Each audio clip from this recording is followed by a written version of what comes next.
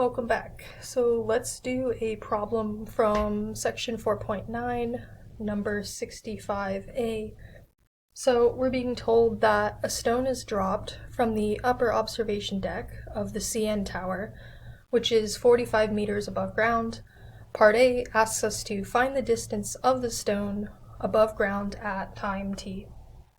So in other words, this find the distance here is actually asking us to find s of t, which is the position function. So in other words, find s of t. So we know the acceleration due to gravity at time t, here on Earth anyway, so we know that a of t is equal to minus 9.8 meters per second squared. And this value right here is negative because it's understood that the stone is moving in the downward direction, and it's convention to express that as a negative number. So we want to take the antiderivative of our acceleration function a of t with respect to time, and then from that we'll get velocity.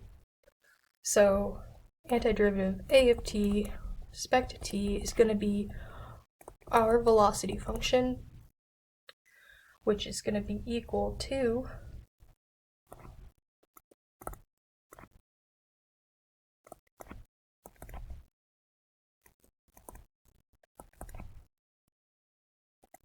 and this of course is in meters per second, so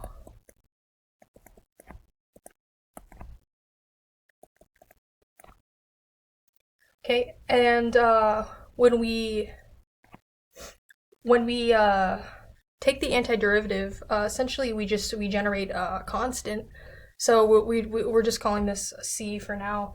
So the initial velocity is 0, and time is 0 when the stone is initially dropped. So we have v of 0 is equal to 0, and then we can solve for c. So v of 0 equals 0, which equals minus 9.8 times 0 plus c, which implies that c is equal to 0.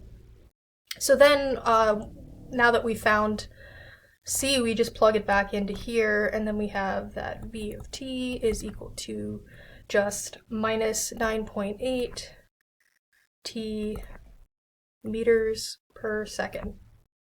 Okay, so once we find that, we're not done because we still want to find s of t. So now we just take the antiderivative of v of t with respect to t and find the position function s of t.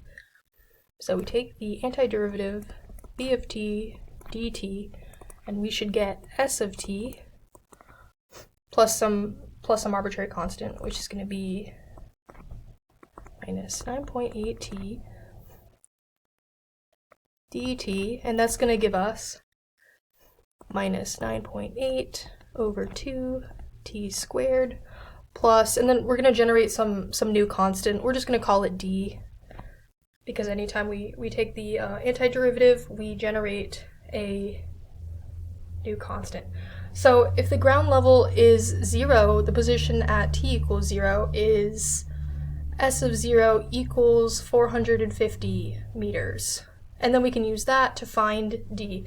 So s of 0 is equal to 450 meters, which is equal to minus 9.8 over 2 is minus 4.9 t squared plus d.